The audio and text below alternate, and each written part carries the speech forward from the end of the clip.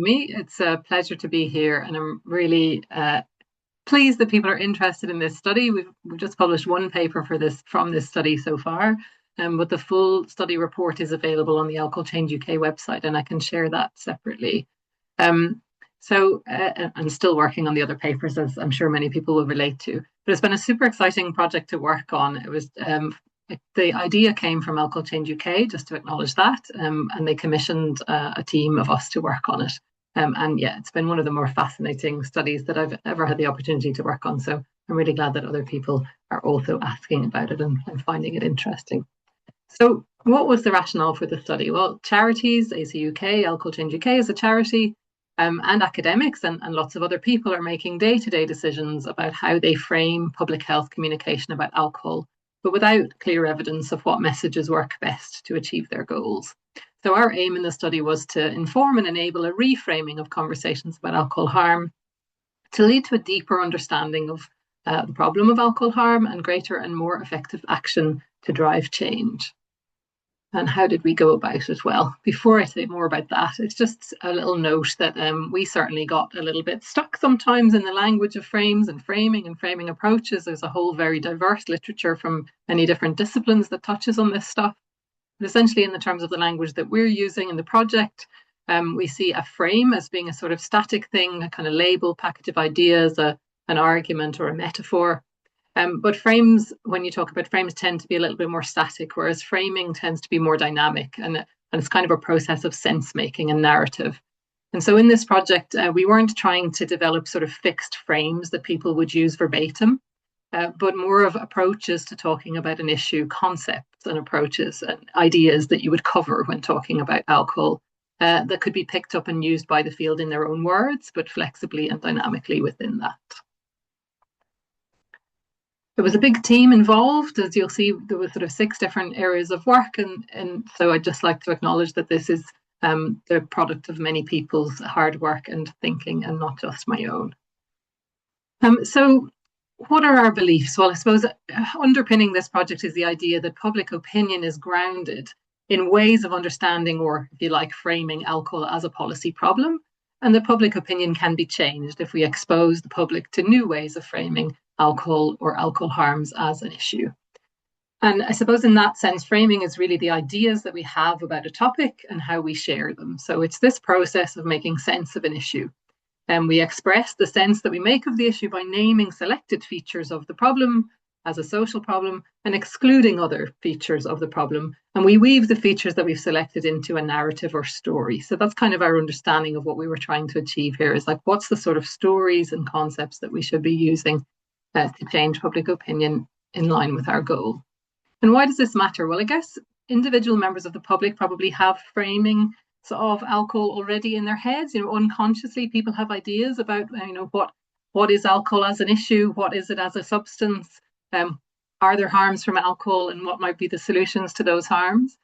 And as researchers in policy, we are already choosing what information and concepts to include as our charities and others in public and in our media and political communications. And that includes, for example, in the discussions of our papers, or when we maybe press release our papers, or if we are involved in a radio interview, for example, where, as we might prepare and jot down the points we want to make, we're already engaging in framing. We might not think about it as that, but essentially people are all engaged in framing when they're talking about alcohol in some way. And sometimes that's more conscious, of course. So we first of all wanted to understand, what should we already be doing based on the evidence? What can the evidence tell us about potentially positive ways to frame alcohol in order to achieve this goal that we had? And so we did some desk-based work. So not a systematic review, but a non-systematic review of various sources of evidence that we felt would help us to understand better where the literature is at. I'm going to tell you a little bit about that. So there was very limited prior research on what framing works best from a public health perspective. There was no specific research that we could find examining effective framing approaches for building recognition of alcohol harms and support from alcohol policies. So the closest that you get is maybe the labelling literature, where you have sort of very specific phrases and messages that are tested, but there's nothing that looks at this kind of broader approach in terms of what narratives and concepts are effective. There are experimental studies in the psychology literature and the behaviour change literature, but they tend to be focused on what ways of framing alcohol are best for motivating people to either recognise that they might need help with their alcohol problems or to change their behaviour. Not so much around public opinion or policy support or better understanding of alcohol as an issue or of a societal issue. There are also kind of framing literature in the policy studies literature, and it tends to be kind of maybe interviews or documentation analysis that is essentially kind of people's sort of, I suppose, post-policy process, asking people what they think worked in getting a policy in. And there's particular literature in relation to minimum unit pricing in Scotland, where there were interviews done with a variety of stakeholders after minimum unit pricing was legislated for in Scotland, kind of with people sort of, I suppose, hypothesising as to what they thought made the difference in terms of the success of getting that policy through the Scottish Parliament. And then there's this organisation called Frameworks, which was a partner on our project, and they specialise in essentially developing and testing narratives on social issues. And so, although they haven't looked specifically at alcohol in the broad sense, they've done work on fetal alcohol syndrome, they've done work on substance use, mental health, homelessness. So we looked at sort of other social issues that maybe have a sort of, in some cases, tangential or a parallel with alcohol, tangential link or a kind of parallel with alcohol.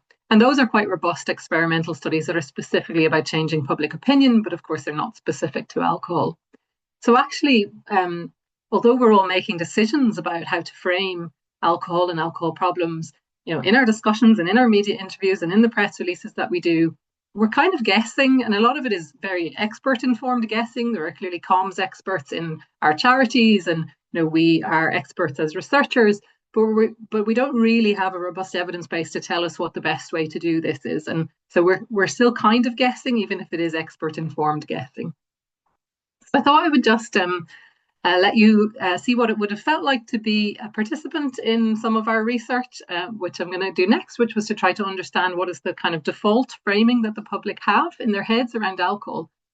So maybe if you could just take a couple of minutes just now, either to pop in the chat or you can write down just what springs to mind first when you think of the following.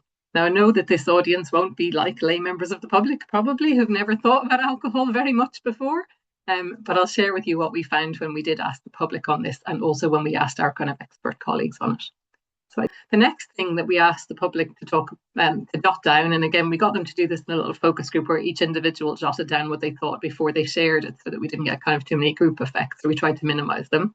So the next thing was harms from alcohol. So one of the findings that you'll see is that the public don't really talk much about harms when you ask them to write down what springs to mind first about alcohol. So we specifically then prompted them about harms from alcohol. And then I'll maybe skip on to the next one and just ask you to pop in the chat what you think the causes of alcohol-related harm are. So I'm going to tell you now what we found when we asked the public, and I'm going to compare it to what we found when we asked our group of researchers and experts from various charities. So we compared what we found in our focus group with what we call an expert story. And the expert story was what the experts wanted the public to understand about these topics. So the public were overwhelmingly positive about alcohol. When we asked them to think about alcohol, the harms weren't very salient. And when they did talk about harms, they tended to talk about harms concentrated in a very small minority of very heavy or dependent drinkers at an extreme. When they talked about causes of alcohol harms, they tended to focus on the individual. So only very few people mentioned availability, advertising, or sponsorship. Most of them talked about individual deficits, things like biology, genetics, people just not being able to control themselves, people making bad choices. And that contrasted really acutely with what our experts said in relation to the same question. So they saw alcohol as inherently problematic as a substance. So it's this toxic, addictive substance. And they also talked about a really diverse range of harms. So not just health harms, not just for a minority of the heaviest drinkers, and not even just for drinkers, but talking about harms to people around people who are drinking and societal harms. And then when we asked them about what they thought the causes of alcohol harms were, they tended to focus on environmental and regulatory deficits. So essentially, alcohol not being regulated enough, but as well as that, the inherent properties of alcohol leading to people, once you've had one drink, it being harder not to have another, and that also then following on into addiction for some people, and that inherently addictive property of alcohol. Similar when we asked them about causes and solutions. So the public didn't feel that social pressure was a cause. They felt it was just very normal to drink. They thought it was odd not to drink. And they tended, I suppose, following on from a kind of individual view of the causes of harms, they tended to focus on treatment and support solutions rather than prevention. They were quite fatalistic around, oh, well, some people just are, have these either genetics or they have these like inability to control themselves and they develop problems and you can't really stop that. There was some recognition of the role of ease of access, advertising and cheap alcohol, but they didn't seem to think that that was really the industry's fault. They felt that was just the industry were just responding to demand. They weren't creating demand. They were just responding to demand. And that contrasts, as you can imagine, with some of the expert views. So they felt that societal pressure to drink arises from this sense that alcohol is essential to socializing or life. And they saw not drinking as a positive choice that shouldn't be odd. And they also saw clear solutions just by rolling back on this deficit of regulation. So addressing marketing, addressing pricing and availability, and controlling industry lobbying activity that prevents that. And they also were quite positive. They weren't fatalistic. They believed that society could change and society could reduce alcohol harms. And so this comparison between the two essentially generated tasks. So we wanted to close that gap and move public understanding closer to what the experts wanted them to understand.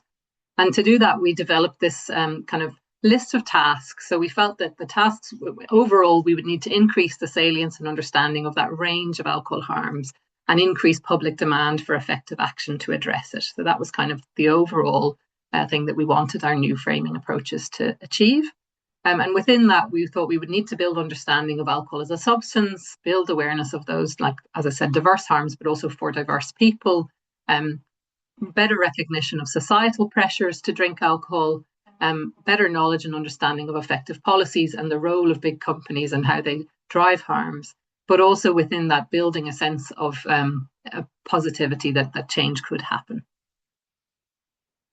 So I thought I'd pause there again and just pose another question and just to ask, with those tasks in mind, do you have any ideas as to what framing approach you think might achieve those tasks? So what sort of story might we tell? What kind of ideas and concepts would you share if you were trying to help increase the salience and understanding of alcohol harm and public demand for action to address it, or build understanding of those things that are in those subtasks? Points are really setting up really nicely for some of what our ideas were and what we tested in the study. So I'm going to keep going so that there's still time for broader questions at the end. I can just get my slides to move. So we developed a very long list of ideas and did several sort of workshops with charities and communications experts in alcohol in the UK.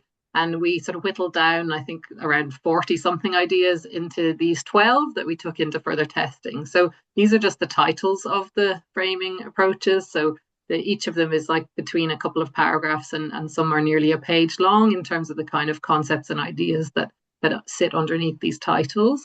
But they fall into these three categories. So the first group is like values like truth and freedom, fairness. The second one is using kind of metaphors. So it's hard to stay safe in the shallows when you drink alcohol, or it's a ticket to happiness, or using center stage. So 3 metaphors. And the third one, the explanatory chains, they're basically explanation-based approaches, and those are a little bit longer. So the first 1 to 8 tend to be sort of half a page or less, and these tend to be a little bit longer, but they sort of go into a bit more detail to explain something in a much more detail for people in line with the title. So I won't show the full text of all 12 of them, or it probably would take ages, but I'll tell you a little bit about which ones looked better. So we did 2 things with the framing strategies that we then developed. So I'm going to show you the results from the randomized online experiment, but it's important to say that we did also do in-depth online focus groups where we discussed them. So I'm actually showing you the 3 most effective framing approaches just in the interest of time. And I'll show you then some of the comments in relation to those framing approaches from our focus group workshops. I'll also say a little bit then about the things that surprised us that weren't as effective as we thought they would be and kind of where it leaves us. So the online experiment was broadly representative of the UK population, a little bit younger, a little bit mono-ethnic, but a good balance between male and female. It wasn't a huge budget study, so we weren't able to do a perfectly representative sample. Participants were randomized to be exposed to a control text, which was just about the Great Barrier Reef, nothing to do with alcohol, or one of the 12 framing approaches. And after that, they rated 15 attitude statements on a Likert scale. So kind of, strongly agree to strongly disagree. We removed any incomplete responses, and we had a little attention check-in. And we also randomized the order of the attitude statements so that they, weren't always appearing in the same order for people in case one like an earlier attitude statement hasn't had an impact on a later one. And we used traditional statistics. I'm a qualitative researcher, so I'll say this in very simple terms: traditional statistics, and then another type of statistics called Bayesian analysis that's a bit more probability based to minimize the chances of false positives. So these were the attitude statements that they responded to. As I say, they were in random order. They weren't all where the right answer was to agree. So these 3 red ones, for us, we were hoping that people would disagree with these 3 red ones. But the results that I'm showing you are obviously, correcting for that and reversing it. So when I say a positive response to number 5, I mean that went down in agreement. So yeah, there's sort of things around understanding of alcohol as a substance and harms. It's also to do with who the harms are affecting. The red ones are a little bit more normative, like around what do people think is the norm around alcohol. And then there's several questions around industry influence. 8 and 9 are more about the place of companies and what their influence should be. And then there's specific questions around policies. So price, availability, the timing of when alcohol can be sold, the advertising of alcohol labels on products, and then treatment and support.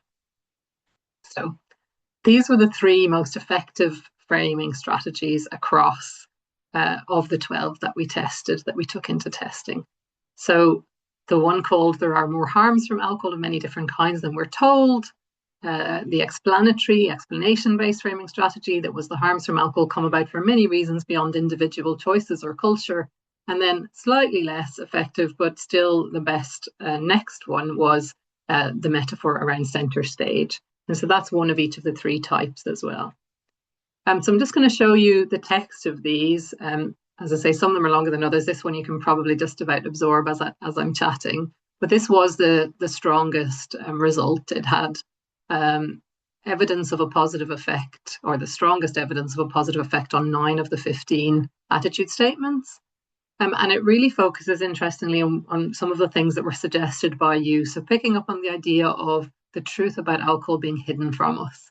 And so it hits a few things like debunking some myths, but it also very much emphasizes that we're not being told that truth. And who are we not being told it by? Well, we're not being told it by the media. We're not being told it by the companies that are selling alcohol. And the other thing that was interesting about this framing approach, I think, which is slightly different from some of the others that we thought would be equally effective but weren't, is that it tends to focus on the harms of alcohol by framing them as benefits of cutting down more than the risks of drinking. And maybe that made a difference. Our analysis and our budget didn't allow us to unpick everything in each framing approach to work out whether there was a sort of secret sauce that was making some things more effective or some framing approaches less effective, but we did try to qualitatively look across to see what were the kind of patterns that we were seeing in relation to the different outcome statements. And if you, one of the most interesting focus groups that I've ever sat in on was people being exposed to this. So actually, I'll just maybe explain what we did. So at the start of those focus groups, we asked people to do a very similar exercise to what you did earlier, where we just said, what springs to mind when you first think of the word alcohol? What does that mean to you? And they each shared, and then we did harms from alcohol, causes of alcohol harms, and solutions to alcohol harms. So they all sort of talked about their kind of prior perceptions at the start of the workshop and shared a lot on that. And then we would expose them to the framing approaches and they would start talking about them. And there was also another little activity where they split into groups and one group had to try to explain the framing approach to the other half of the group who hadn't seen that one. So it was kind of to see how sticky it was and how easy it was for people to put it into their own words. And we're actually still analysing some of that data. So it was hard to know what to do with that because we had the harder kind of quantitative findings. But one of my colleagues is presenting some more data from that at the KBS conference in a couple of weeks' time. But the comments that people made after being exposed to the framing approaches were kind of mind-blowing. And of course, this is different from just hearing someone on the radio for 5 minutes. They were in a workshop, it was over an hour and a half. But they're really strong statements, I think. People saying, I think I'm being duped. We had, people saying, oh, I thought that I was just choosing this brand because I like that brand, but now I realize I'm just choosing it because I was being marketed to. It's like, it was really kind of penny drop sort of moments for people, I think, being exposed to some of the framing approaches. And you can see here just some of the power. Like even though the framing approach itself doesn't say we need legislation, we need better regulation, that's what they jumped to. They thought, like, why don't we have this? Why isn't there something stronger? The second of the most effective framing approaches was this one on wider causes. So this was an explanatory frame, which is why it's a little bit longer. And this was explaining about other causes, not just individual choices or culture. So really kind of explaining environmental drivers of alcohol consumption. And here again, focusing on companies, who is causing this. So not just saying these things happen, but saying who's doing them. And then also, when talking within this about the downsides of alcohol, it does talk about cancer and harder, I suppose, more severe outcomes, but it also mentions a lot, and it kind of comes up a little bit in the previous one as well, kind of softer harms from alcohol. So people maybe, not losing a day, not feeling good the next day, having a hangover, some tensions in the family. So things that people can probably relate to, even if they are just drinking maybe too much on occasion or drinking a little bit too much over a period of time, but not a lot too much. And it's very much a kind of, which you'll see through all of the framing approaches, is that they're sort of we frames. They're kind of like, we're all in this together. This is sort of how we as a society treat alcohol. And, that there could be pros and cons to that, but it certainly seemed to have a positive effect here. And I guess this is also directly addressing that deficit in knowledge around genetics and biology being the main driver of consumption. So just to show you some of the reactions to this. So, just people saying, I think it's almost like we're sleepwalking into drinking. Again, saying, why don't we have messaging on packaging? I like to feel like I'm in control of my own life, but I can see these companies are helping people to drink more of their products. I think that's a real tension. Like if you tell people that marketing is impacting on them, everyone feels like they have agency, and we don't want to feel like we don't have agency. And so it's quite subtle to try to help people recognize the influence of those environmental drivers while still not making them think that you're trying to tell them that they're being controlled by those things. And I think that's perhaps where some of the more successful approaches manage to get that balance. And also just people really, as somebody said in the chat, looking around them at where they see alcohol and just kind of going, this isn't balanced. There's no balance here. I think that's what people could pick up on. And then the last one that was not quite as effective to see here, strong evidence of a positive effect on 7 of the 15 outcome statements in the Bayesian analysis, was more focused on kind of not taking alcohol out of the picture, but just downgrading it a bit. So I suppose we were quite wary of not allowing people to think that we were going to take away all their fun or be prohibitionist in some way, but that these messages are just kind of nudging a little bit. And I'm not a huge fan of nudging, but I think in this case it's almost like just going, let's just shine a light on where alcohol is, isn't it? Why is it so much in the middle of everything? Why can't it just, you don't have to get rid of it, but we could maybe just downgrade it a little bit. And I think that comes across quite nicely in some of these 2 comments here. So this frame really resonates with me because it's my sister's wedding tomorrow, and a huge part of the discussion has been around alcohol. What are you bringing with you? What are you going to drink? And it's like, that shouldn't really be up there with the main thing that's important. It should be about all our family coming together that we haven't seen in so long. And similar, people talking about a baby shower, you're celebrating a little child's life coming in, why would you have alcohol at that? And the same person talking about being a big football fan and saying, like, why is alcohol always advertised with football? Why is it not advertised selling a football boot or a t-shirt? So people really sort of recognizing, I think, and tapping into kind of this idea of this could be denormalized a little bit. So just some reflections before we go into questions on things that surprised us, I guess. So it's pretty hard, I think, to predict what works best. So some of the other framing approaches that I haven't shown you in detail, I was really sure that they were going to work. I was like, there was one about it's really unfair that big companies make profit from people suffering. And I was like, surely this is going to work. But it didn't really work nearly as well as the other. And so there's definitely some kind of black boxy stuff going on that we haven't quite gotten to the bottom of. But that I guess just to reflect that the things that we are already currently making decisions on when we're deciding what to say and what to put in our papers and press releases and so on, just might not, we might think that they've got the best chance of working, but they may not at all. Some of the less successful framing approaches, the other ones, I mentioned the fairness one, this one around the deep water, so staying safe in the shallows. It's hard to stay safe in the shallows when you're drinking alcohol. I guess that's quite similar to the idea of kind of addiction being a slippery slope. Be careful with those substances because you might get on this slippery slope to addiction. And I guess that one I wasn't so surprised that it didn't work.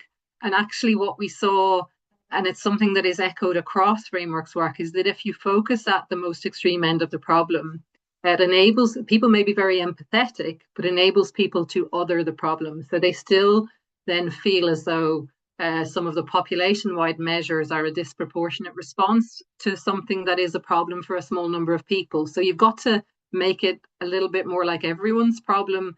And that is really challenging because that in the studies suggested that we need to emphasize addiction and dependence less and the most vulnerable and affected people less. So it's not to say that you can't talk about those things, but not to lead with addiction and dependence, but to lead with something that brings everyone along.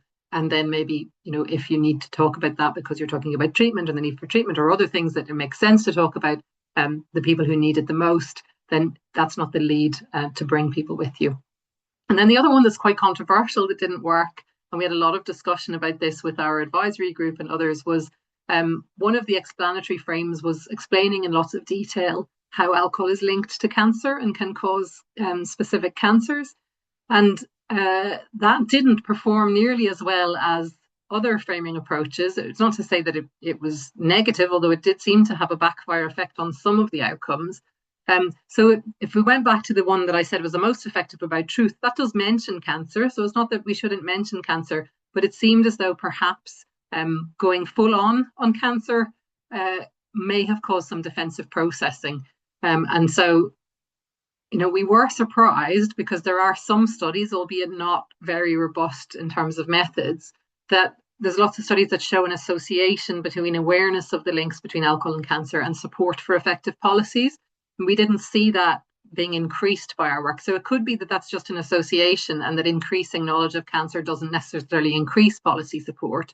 But it could also be, and in our literature review in the psychological and behaviour change studies, they talk a lot about defensive processing. And if a message is threatening to people, their way of coping with that is to either reject the message or to assume that it only applies to other people. So that they don't believe it, or they go, well, but it's okay, that's not a risk for me. And so there may be some backfire effects. So obviously we need lots more evidence on this. And, there was some people who were very disappointed by this finding. And I guess our conclusion was, we just need to be cautious. So we can't really conclude either way. So lastly, Framework's main role, apart from advising us through the process on the project, was for a colleague, Maria Castellina from Frameworks, to develop a toolkit. So there's a lovely toolkit online that actually translates those three most effective framing approaches into broader guidance and messages on how to talk about alcohol. If you Google Alcohol Change UK, how to talk about alcohol, you'll find that. And these are the kind of messages that were translated. So taking the kind of patterns across the effective and ineffective framing approaches, or less effective framing approaches, they suggest that we show this broad range of health and well-being effects from alcohol, not just the most severe. So talk about the smaller, more relatable effects, and less maybe about things like severe crime and drug abuse, child abuse, unless you really need to talk about those things for a specific purpose, but to try to show people how we're all affected by this. That truth frame goes in as a very clear direction, invoke that sense that people aren't being told the truth about alcohol. Explain advertising and marketing. So when you look across the more effective frames, this kind of explanation of how advertising and marketing are linking alcohol to the things we love. They're trying to associate alcohol with things like football and friendship and family and pleasure and partying, instead, and not giving the other side of that story, and how that's emotional connection between alcohol and the things we love is the way in which advertising and marketing works, and explaining that seems quite important. And the center stage metaphor comes in here as well, that we talked about earlier. Frameworks from particularly their previous work have found that you really need to tell people what the solutions are as part of your story. You need to be really clear on, yes, this is the problem, but this is also what needs to be done. And then the leave some things unsaid was just picking up on some of those things that seem to be less effective. So unless you need to talk about dependence, if you're campaigning for, say, pricing policies, focus on the broad stuff, not so much on the minority of people with more severe problems, unless, of course, you need to because you're talking about stigma or things like that. So it's just some of those ideas. I think some people were quite skeptical about our findings, and kind of it would be easy, I think, to say, I can think of 100 ways that we could do a bigger, better, brighter study, and no doubt other people will pick up on some of these things and expand on it and do more detailed work, as I say, unpicking different elements within different framing approaches and testing those. But really, I think without that, this is kind of as good as it gets. And so my sense is that, I still might have my own hypotheses as to things that might work better or worse. But I kind of have to, as a scientist, believe that I've got a better chance of achieving what we're trying to achieve in terms of our aims in this project if we use these framing approaches, rather than just making up stuff that I might guess might work, because certainly some of my guesses have been proven wrong. And that's where I was going to just stop and open up for further questions.